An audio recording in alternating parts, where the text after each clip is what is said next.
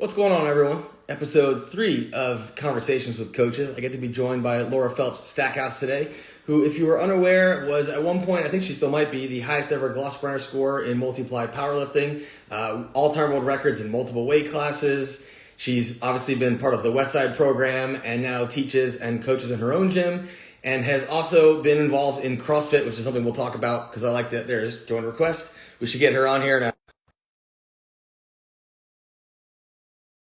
Women's Pro-Am this Saturday and Sunday, I believe, this weekend, which, if I'm not mistaken, I'll ask her in a second, is 11 years running, which is probably the longest all-female meet, if I'm not mistaken. How you doing, Laura? Good. I was just bragging about How are you? 1/10 of your accomplishments, so I don't have enough time to go over all of them. You're welcome. How are you doing? Thank you. I'm good. You're probably good now, Good, but by tomorrow through next Wednesday, you'll be dead to the world. I know. I know. So I was mentioning that, again. I don't know if you still have it. I know at one point you had the highest ever Glossbrenner score total. I think that still stands. Yeah, it's pretty close. If you're not familiar with multiply power, powerlifting, that's like their Wilks dots. It's what most of them are usually counted by. So that's the equivalent of Stacy's like all-time Wilks score and so forth in the multiply world. Of course, everybody knows you from Westside. Westside versus the World video, movie documentary, and then all the time you spent there. You still have your own team, Queen Bee Powerlifting. And at one point, you were part of a competing CrossFit team, which was CrossFit Conjugate.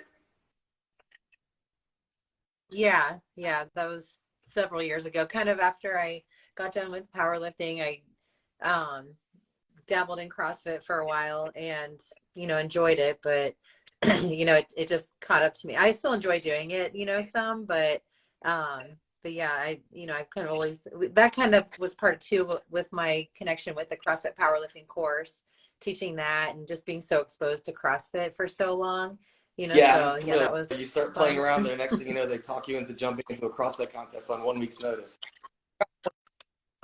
I know, exactly. Like next thing you know, I'm doing like team competitions and they still try to talk me into doing stuff. I'm like, I am totally retired. You have a lot more on your plate now. And then also your meet coming up, the Women's Pro-Am, I think is the longest running all women's powerlifting meet. I don't know. Like I'm not positive who would like keep track of something like that, but this would technically be, this is the 11th year, but it would be the 12th if we hadn't lost a year to COVID. So so this is the 11th annual Women's Pro-Am, and so it's pretty crazy to me to think that, but yeah, that would be cool if that if it was. It's very hard. Yeah. The last 11 years, let alone a women's only extravaganza, which is cool because I know that initially the program I think was mostly geared lifting, and now it's like a mix of raw and geared, correct? Yeah, definitely. It was, being that it started in 2012, that was still mostly multiply, there were some raw, the ratio was definitely more towards multiply. So yeah, definitely we'd have like maybe a few women that were raw, and now it's definitely, and actually this year on Pro Day, there's actually more multiply than raw, which is a first, so being that my background is in equipped lifting, I still am trying to keep that alive, still, absolutely welcoming the raw lifting and in equal, pay to both the raw and equipped lifters that win. But, I still am such a huge advocate for equipped lifting. All right. That isn't. I asked some specific questions for this podcast. I, of course, got some common ones. I want to dive right into that because that was one of the questions that immediately came up of the benefits of lifting raw or the importance of lifting raw for the multiply lifter. What are your thoughts on that? I mean, I would say that if someone has a background in training in general, strength training and heavy squatting, benching, and deadlifting, I don't think there necessarily needs to be a segue from, competing raw into equipped lifting. Because if you think about it back in the day, like I had a background in bodybuilding, so I was, already lifting heavy, so I had a solid foundation, but I never, competed raw and then single ply and then multiply or anything like that. I literally, when I decided to dabble in powerlifting, it was okay, well, by briefs, buy a bench shirt, get all the gear and start training in it. So I never had anything prior to that, because it just wasn't a thing. If you got into powerlifting, you got into multiply. This was in 2005. So, I don't necessarily think that either way is better than another, so if someone is getting into powerlifting and does not have a background in strength training or very much of a background in strength training, then for sure you should definitely lift raw, compete raw, get a feel for it that way. But if someone, has a pretty extensive background, but has an interest in, or has access to resources, team around you that has the knowledge of how to do it, that's kind of the most important thing. If someone was kind of newer to lifting and also has no resources, no one around them that knows what they're doing, then for sure, just, stick to raw, until you learn more about it. But that seems to be the biggest barrier for people, is just having the knowledge around them to do it, because you can't do it alone. You really, you need people to help. Yeah, for sure. Yeah, definitely. So that seems to be the biggest barrier, is just having the crew around them, the knowledge around them on how to wear the gear, how to put it on someone, how to spot properly, and the technique, because it's obviously completely different than raw lifting. I know you have several videos on your page showing how to get into like a bench shirt and different things. I think there's one tying a suit, things of that nature, if I remember off the top of my head. So if anyone's curious about raw multiply lifting, there are a lot of informational videos on Laura's page. Just make sure you check those out. Yeah. What about the importance of, and how often do you program raw specific work for your multiply lifters?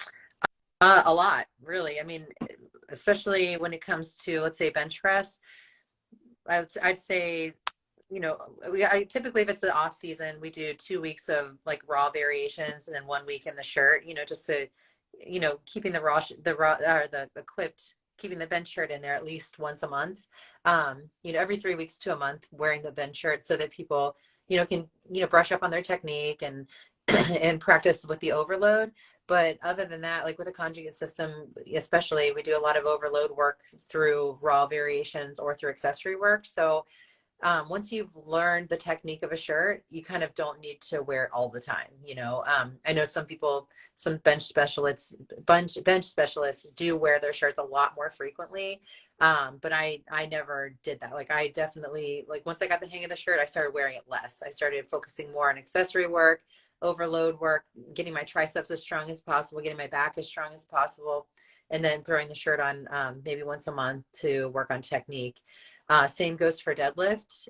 If anything, I did a lot of raw, I pulled sumo in gear, but I did a lot of raw conventional variations in my training. And if anything, I would wear briefs. I didn't really get into the suit a whole lot in deadlift, because really the suit, you get some pop off the floor from the straps, but the suit isn't doing that much for you. So I would wear my briefs, if anything, during most of my training variations. It was the squat that I wore at least a pair of briefs all the time. With a wide stance, I wasn't going to like tear up my hips for no reason, or put any pressure on my hips or anything like that. So I wore briefs for all of my squat variations, and I would put on a suit occasionally, just sort of like the bench shirt, maybe once a month. I would, if that, I would put on the squat suit, because it was so tight that getting it on and off was always like, well, are there enough people to help me get out of this thing when I'm super swollen? A lot of people are like, powerlifting's a solo sport, like, not multiply. No, there were days that I was supposed to get into a squat suit, but I didn't, because there weren't enough big guys around to help me get the thing off when it was over. So as long as I was wearing the briefs, I got enough of the overload work, got enough of the technique work, because really adding the suit was just another layer. It's kind of funny now that Raw has basically taken to multiply with the new specialized knee sleeves that everyone needs help to get in and out of, but they'll still make multiply. I know. All right, so that's another question that came up about conjugate, because this is your wheelhouse, obviously. I'd answered it directly in my view, but it was about how do you deload on a traditional conjugate system. And the way I've interpreted it and the way I've always heard it discussed is you don't deload on a traditional conjugate system. Your dynamic effort days is technically facilitating recovery. You know, it's supposed to be rate of force development, lighter loads. Most people tend to overboard that and actually not take it as a speed day. And it facilitates the recovery that way. And then you typically taper about 3 weeks out from a meet competing twice a year. So that was the way the system was usually designed. But I know that you've modified it and adapted somewhat, especially for your raw lifters. Do you incorporate any type of deload into your conjugate structure? So if it's like during off season, for the multi-play lifters, what you said is exactly right. It's really the way the system is set up with, with the dynamic days, the way they wave up, wave up for 3 weeks and then come back down. And if you're doing it correctly, not using too much weight. So that seems to be the biggest problem that I see that forces someone into a deload. So yeah, we will take a deload if someone if someone is over training, which I'll talk about that. But if someone has environmental factors like stress, lack of sleep, poor nutrition, that might force them into needing like a deload a week where, I don't recommend doing nothing, but a deload week where it's, just blood flow movements. But for the most part, if all things are good, if you're sleeping well, low stress, and you're doing proper percentages on the conjugate system, it's kind of built, the recovery is built into the system. So we don't have scheduled deload weeks or anything like that. With the raw lifters, I have been kind of working in some volume work for them. So every third week we will do, I wouldn't call it a deload. It's just they're not squatting. They're going to do a good morning, because good mornings are, how can I incorporate that if we're doing, a little bit more volume work, how can we incorporate that in a way, because I think the good morning, the heavy good morning has a good carryover to the deadlift. Squat also, especially raw squat, so we incorporate that as a max effort movement every like 3 weeks. And then on that same week on dynamic effort lower day, instead of doing volume deadlifts, after box squatting, we'll do just regular speed pulls, a lot lighter, just, focusing on speed and technique. So I don't know if I would call that a deload. It's just a way to kind of have a week where it's like, pretty mellow. I consider the good morning almost like a deload because you can't go as heavy, like unless you're Burley Hawk and can good morning 800 pounds. Like most people, if you're doing a good morning the right way, cannot good morning nearly as much as they can like deadlift or squat. So it's a good way to kind of incorporate sort of like a lighter week. Yeah, I've had several conversations with Greg Panora about that. Like he felt like he needed a deload. He did front squats instead because he was looking at front squat was 1150 in full gear, and like a raw front squat was around 600. He's like, I'm literally using 50% of the load I would for improvement, and also different musculature. So instead of like very posteriorly dominated back and hips, front squat was more quad and anterior core. So it was a little bit different, rate limited. Same way that you're talking about using the good morning in that aspect, because if someone's squatting 400 pounds, they're probably good morning about 200 or so. Exactly. So that's a good way to rate limit and ask for less work. And obviously, if it's max volume on it is very low. Yeah. Interesting. Absolutely. Okay. So your structure, because I get asked this a lot about incorporating raw conjugate. And we've talked about this because I've had the pleasure of doing a seminar with you in St. Louis.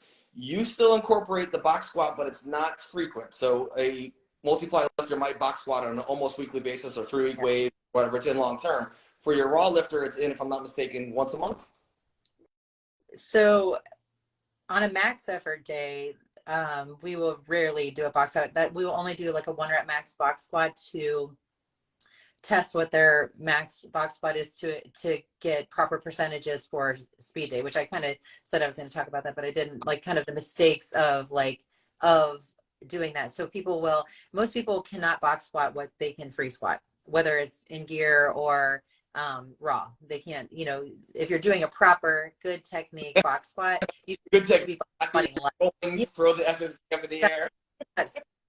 Yeah, like rocking back and forth and using momentum, putting it in your quads. If you're doing, good shin angle, vertical from the front and side, in hinging properly, then your box squat will be less than your free squat. So therefore, that's what you should base your percentages off of on dynamic effort day if you're doing box squats for speed work.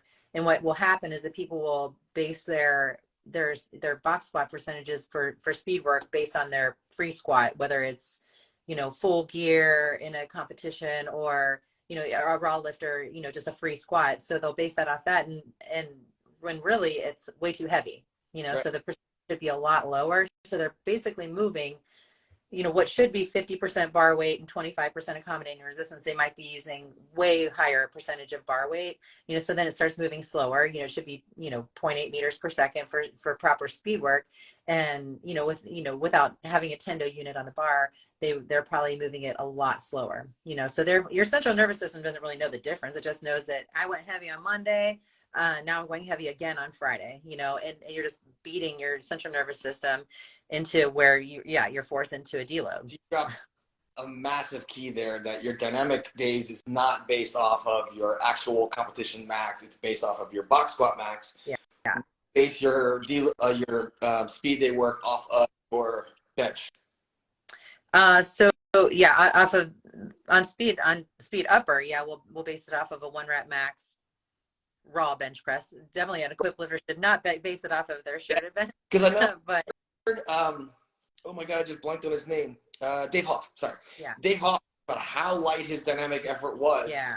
That people have made before, is they base it off of their competition bench, insert and gear, and his speed work was based off like whatever his raw was, so like a 1 board or something like that. Yeah. He talked about. Yeah, and I'll typically like go even lower. I won't even go 50%. Like I found that me personally, and I find that a lot of people can move the bar the fastest in the 40 to 45% bar range, as far as bar weight. And then we add, 25%, accommodating resistance, whether it's band tension or chains. This is why I love these conversations, because you can look at the outline of the book, of the Westside Method book. You can look at any type of conjugate method, concurrent method, different ones, and people can see the primer of the system and not understand its application. Yeah. Because the dynamic effort days should facilitate recovery, not fatigue you in any way, shape, or form. And like you said, force production, and people are taking it off of their maxes, and they're like, well, speed work doesn't work for me. It's like, well, you're not actually doing speed work. Yeah, you're just doing your acceleration work. Right. And you're fatiguing fast. Yeah. So next thing you know, like if you're doing that on your dynamic upper and lower days, then you have 4 days that are just too heavy. You have your heavier max effort on Monday for lower, whatever variation that is, and same thing for upper. And then you've got your dynamic days that are, now again, too heavy, moving too slow. And yeah, then like you said, recovery is just not there. There's a woman here who wants to know when you're doing seminars in Miami. If there's a gym down there that wants to host one, I'm all for it. I usually just kind of like, I don't go out seeking places to host. I just, if I get a request, then I'll if it's the right time of the year and stuff like that. And usually if it's in Miami, I'm like, if you have air conditioning, then I'll be there. Whenever it's in Miami, it's always raining. It's overrated. You don't want to go down there. Yeah. I live 2 hours away. I still don't even want to go down there. Oh my gosh, yeah. Like I just think it's Florida, and I'm like, okay, it's hot. So not in the summer. Yeah. Those are some major keys for the conjugate structure that you're dropping, and that's where people really go wrong all the time. Conjugate doesn't work for all.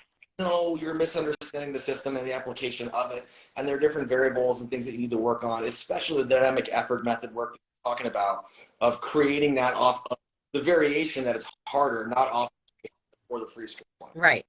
Absolutely. Just those days should be fast. They should focus on speed and technique and building your, if it's dynamic lower, it should be building your hips and your hamstrings, and not meant as a day to like, cause I think people will make the mistake, especially if they're newer. They're like, well, it feels too light. Like, it feels too light. It's like, that's good. That's good. Move it fast. That's great. Move. And you should move through it quickly too, because it's a great day to focus on GPP. So it's a great way to do that without having to do any additional GPP. Yes, you should drag a sled and, do some conditioning work if you have the time for it. But if you didn't, if you had no time, extra time to do anything to build your conditioning, that's the perfect way to do it. So if you have speed squats and speed pulls and your rep scheme is, 12x2 or 8x3 or something like that, if I'm actually training a client with that, I have a timer and we go every 45 seconds, literally every 45 seconds. So,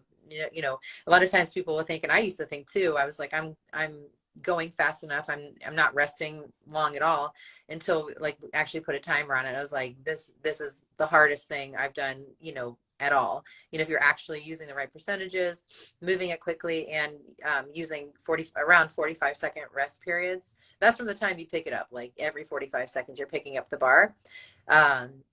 You'll see that it's a great way to build your GPP and go right into your speed pools. And then that's another thing too, is people are like, I don't have time for a conjugate. And it's like, well, if you were really on a timer like that, I talk a lot about timing and, building your GPP that way. I think people rest way too long, even on max effort days. They just take a really long time to hit that 1 rep max. And it's like if you're resting properly, if you've got, and people take too many sets, so I usually limit people to 7 to 9 total sets to reach a 1 rep max. And your first 5 sets are all going to be under 90%. So really you can kind of go through those pretty quickly. You're just warming up. So it leaves you time then for your last 3 sets, 90, 95, and 90 to 95.7 or 97. So 90, 95, and 100%. Those 3 last attempts, you could take 5 to 7 minutes between your attempts, maybe even a few minutes longer, and still have plenty of time for accessory work. So, people will take way too long to get through speed squats or max effort lifts, and then they have no time left to do any accessories, or no time, but no energy to do any accessories. They've expended all of their effort and time into those main movements, and then their accessories start to suffer. And then they're like, well, I'm not seeing progress, when it's like 80% of your workout should be accessory work. So if it ended up being like you spent all your time and energy on the main movement, and left yourself time to do maybe some push downs and some pull aparts, and you left, how can you really build up your body to be stronger when you're not doing anything for it, other than the 3 main lifts? Let's talk about accessory work, because I've seen, I've coordinated different athletes in your programs. There's a pretty good amount, like you said, 80% of the work should be accessory work. So it's 20% barbell volume, right. 80% work. How do you go about determining and deciding what accessory work to do? And I know you also like to use some interesting concepts like accumulating a good amount of fatigue and volume, like the dirty 30, for example, dirty 30 tricep movements. There are some of them where there are also time sets. I've seen different things where I think you've put like 3 times 45 to 60 seconds of dumbbell presses. So like weight's not listed. It's one of those things where it's like timed. What are you using to determine different things for accessory movements? So I will usually kind of start someone, like if someone has it, first of all, like if I'm programming for like the masses, I keep it well-rounded. I don't specifically, I make sure that everything's covered. Like, so on max effort lower and dynamic effort lower days, we're hitting spinal erectors, hamstrings, glutes, in every session. If I was working with someone individually and they had a glaring weakness, like let's say hamstrings were the weakness, then we're going to start with hamstring. We're going to make sure that is the first accessory movement. We go hard and heavy on that, to build that up. But again, not spending the entire session only on hamstrings, because you don't want to hammer one thing while everything else is getting weaker. Same thing with upper body. Focuses on lats and triceps, mostly, and then working on rear delts, some biceps, some, yeah, I mean, they're just kind of there, but a little bit of biceps, but mostly lats and triceps and rear delts, and some chest. So even if I'm doing dumbbell presses, I'm still trying to maintain the proper bench form, so that I'm really not using my pecs as much, still again using more of my lats and triceps for dumbbell presses. So what I've done, because I think that heavy dumbbell presses helped me a ton, and I've seen it help my lifters a lot, going heavy on dumbbell presses. So when I started pushing my dumbbell presses that were low rep, I'd say like eight, rep, kind of in the 8 rep range.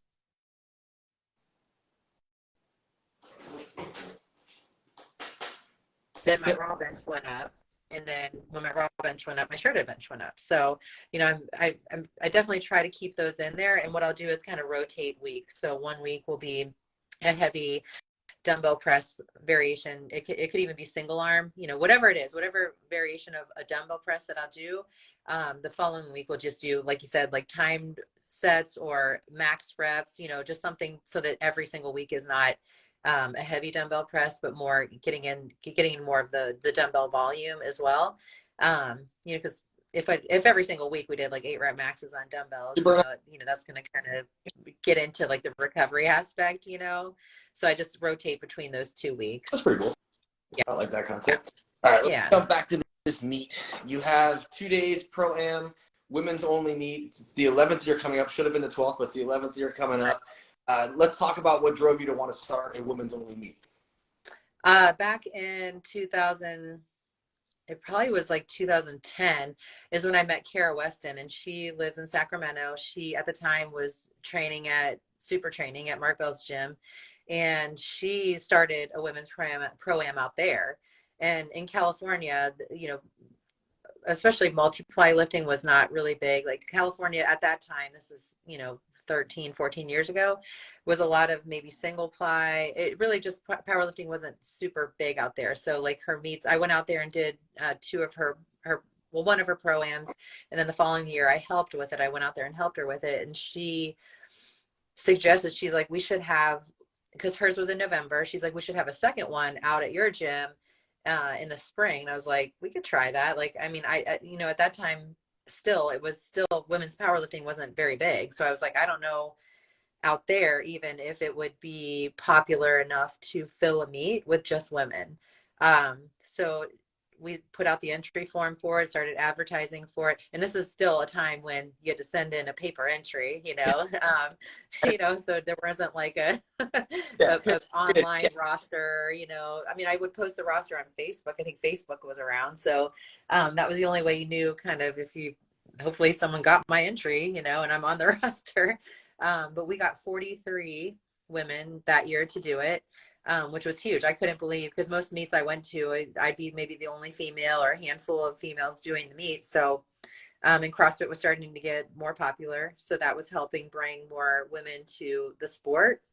And so we filled it up, 44 lifters, one day. Wasn't like separated into pros and amateurs. We still, we did have like a pro total requirement to be eligible for the prize money. Louis was our first sponsor. He donated money towards the cash prize, and then Inzer was our sponsor too. And they sent, they still to this day send a lot of stuff for the lifters, but they sent knee wraps and gift certificates and stuff like that for the lifters. So it was, we started off with a bang pretty much, and just have kind of built on that. Louis also was the one to start with the big prize belts, the big gold prize belts, and so we've continued that. We still do the prize belts. We just really work hard to get a lot more sponsors for prize money. We've got a lot of prize money this year, and just we've got companies sending things to give to the lifters at weigh-ins, different things like that to take care of the lifters. So it's grown to, obviously now we're in 2 days, because at some point it was selling out. When we could have it, the online registration, the one day was selling out within like 2 minutes. Like one year, like crashed the system because everything was going so quickly. So then I was like, okay, that means next year we have to have 2 days. And I was kind of worried about it. I thought, is that going to take away from that feeling?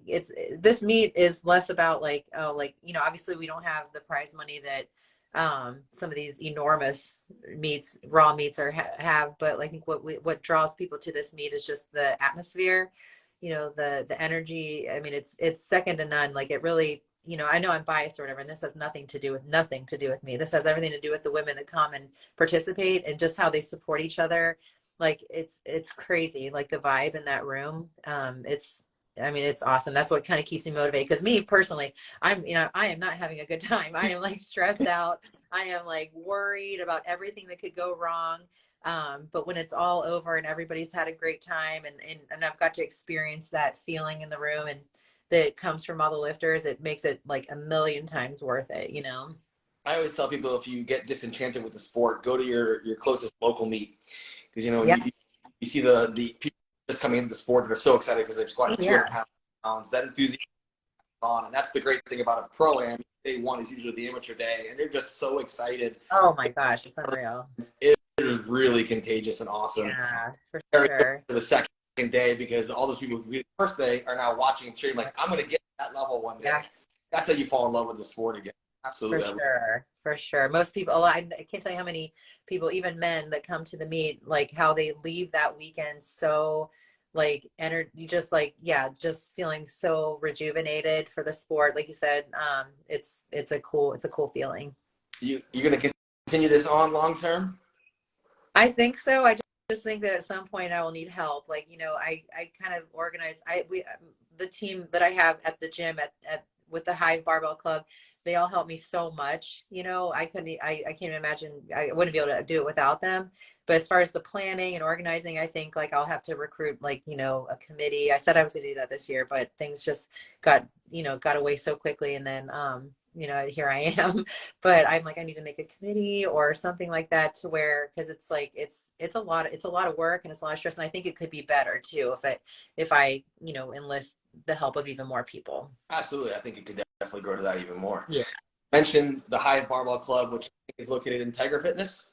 Yeah, Tiger Fitness in Loveland here in the Cincinnati area. It's Tiger Fitness is a online supplement distributor, and they have a giant warehouse and a gym within the warehouse. So we're in the gym, in the warehouse, but we're in the gym space, and we've got power lifters, regular people. They keep it open free to the public, which is pretty cool. Yeah, I mean, totally free to the public. So but I wasn't sure how that would work, with like a group of power lifters and whatnot, just like kind of overtaking it. But the vibe has been awesome, and everybody works really well together, and we've got everything we need. So it's been about a year that we've been there, and it's been really good. I'm gonna have to come up at some point and see that. That's Yeah, definitely. We'll have to do another seminar together. I was about to say the same thing, maybe, because it's something we could do something like an event there and have like a seminar and invite people in to learn different aspects. For sure, that would be awesome. So that's one of the questions that was also asked is, what is your favorite thing about working with people that are online or in person? And I know you do both. Yeah. Like you have your club, the Queen Bee Coaching Club, which is available on Train Heroic, that you can all have. Right. But then you also work with people individually in person as well, right? Is that a powerlifting group, or are you doing personal training one-on-one? How's that? I do personal training, and most of my personal training is like I have some people that like train kind of powerlifting style, but most of my personal training clients are your everyday people that just want to get stronger, get fit. A lot of them, knowing that they're coming to the gym to train with me, they know that they're typically going to have a desire to be stronger. Even if they're in their 50s and 60s, they want to be stronger. So we definitely have like a big focus on strength. But then we also have the powerlifting team. So I'm always there. Like we have crews that run in the morning and in the evening. So even if I've got like personal training clients at the same time, like what's nice is that we're all in the same room, and I'm, able to help, like if they need, knees wrapped and depth calls and stuff like that, everybody kind of vibes well together. Even my clients, they love watching the powerlifters do their thing, and they all know that the women are getting ready for the pro-am, so they've been watching them get ready, and they ask questions, and they'll come watch the meets and stuff. So I have a little bit of both going on there, and then I have, like you said, the remote coaching, whether it's through Train Heroic or individual coaching. I love when people come out to the gym, because you know how it is, like with remote coaching, even if you watch videos and stuff, if you can get your hands on them and like actually like work with them in person, it makes an enormous difference, so I love doing the remote coaching. I love it. I wish that everybody could be in person. Yeah, the 360-degree view, you can see things so much faster, and actually be able to give them like tactile cueing. I mean, you were there when we did that at Broken Barbell, like being able to have everyone see what you see, so they can then teach you the room and help their partners that much better. That's one aspect I love about seminars, and I'll always ask the room, do you see this? Did you notice that? So they can be better partners, better coaches, better trainers, whatever, or better lifters. But I love that aspect. It's great because that aha moment is so much faster. I know, yeah. In person, exactly. So it sounds like you're the hardest working woman in powerlifting, apparently. I feel like I'm like, is there an easier way? I don't know. Right. Good. So, all right, I'd like to get to a little more personal questions here. Not necessarily personal, but in-depth personality. I always ask this question to everyone. What is one book that you read and would recommend others read? It doesn't have to be strength related, just in general. I mean, anytime, like usually people ask me that when they talk about like actual like training books, and I'm of course my first one is always the Book of Methods. Like I can't tell you how many times I've recommended people to read that if they want to know a little bit about the conjugate system, and from Louis' perspective, and then you can get like more in depth and get into like the science and practice of there's a ton of like super training, all these books that are like super scientific, but like the overview of the Book of Methods is incredibly important. I most recently read Winning by Tim Grover. I liked that a lot. Honestly, like I listen to more podcasts than I do reading, because I'm like, what can be in my ears and like while I'm doing other things is more important, so like for what I have time for right now. So those are my two book recommendations right now, but I mostly listen to more podcasts than anything. Podcast of choice then? I mean, I'm really into like the medical things. So like Dr. Huberman, Peter Attia, I listen to tons of stuff like that about like health and longevity, and because even though it's not powerlifting specific, like I do want people to be healthy while they're doing this, because I think there wasn't a very big emphasis on health for a long time in powerlifting, and so how can we do this and be more just healthier in general. Through yes articles and look at the timeline of health from like J.M. Blakely, like how to gain 30 pounds in 30 days. Yeah, I remember I read his like weight cut, the first meet I ever did to cut a few pounds. I was just like, wow, I just didn't eat. There was Crocs like 20 pounds in 12 hours articles and stuff. Yeah. A lot of fun. Right. I agree. I love listening. I'll usually do like more YouTube in the morning and stuff when I'm working, just on in the background. I don't watch it, just they're easier to find. Right. So I do listen to the Huberman Lab a lot. It's very interesting. Some of it's kind of like, and I'll not say he's wrong, but what I'm saying is sometimes you hear something and then there's a contrary opinion or article, so it makes you research and go back. Oh, I know. Yeah, definitely. I definitely take everything with a grain of salt. I'm just like, okay, like. So I like it because he'll pull from different avenues of sources and tell you what his view of the research is, but he's not saying this is the way, because there are exactly. I mostly like it when he has like interesting guests on there that are experts in their field. He has an entire 5-part series with Dr. Andy Galpin, who's an exercise. Oh, I know. I've been listening to those. I'm like, I'm usually like doing like cardio or something. I'm like, I should be sitting down somewhere writing notes, Yeah. I'm glad that we have that same source, because there's so many people I talk to who don't even bother to continue their education in any form. It's like, this is what I've learned. This is what I'm going to teach. It's like, you should still. Yeah, for sure. All right. So you have the meet this weekend.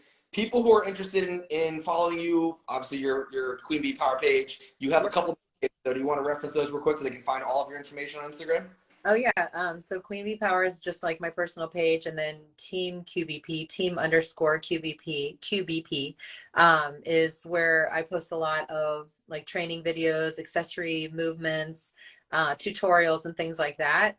And different things about the team. And then the Hive Barbell Club also is like just gym stuff, like our actual team at the Hive in Tiger Fitness in Loveland. So Hive Barbell Club is also another page. And then my website is queenbeepower.com, and that has links to the programming, or I do have some apparel, but I don't really focus too much on that, and information on my website as well. All right, so that's the best way for them to contact you if they're interested in learning more or getting coaching? Yeah, it's through the website. Yep. Perfect. Well, I appreciate you taking the time today. Thank you very much. Thank you. Post this on YouTube as well. I'll send you the link if you want to share. Okay, awesome. And good luck this weekend. I hope it's not too short. Thank you. Hopefully everybody comes out, and we will have a live stream like on my linktree is a link to the live stream as well. Awesome. So Alex, how many Cadbury eggs can you fit in your mouth at one time? I do love Cadbury eggs. I was always going to ask the question. Oh, yeah. The correct answer is not enough. No, exactly. I mean, there can never be enough Cadbury eggs. I've already been buying them. Every time I go to the store, I just basically take the whole box home with me. There's candy in my pantry that I haven't eaten for 6 weeks as I was getting on wait for the. Yeah. Now you can. There you go. All right, well, thank you very much for joining me. Thank you. Great weekend. You too.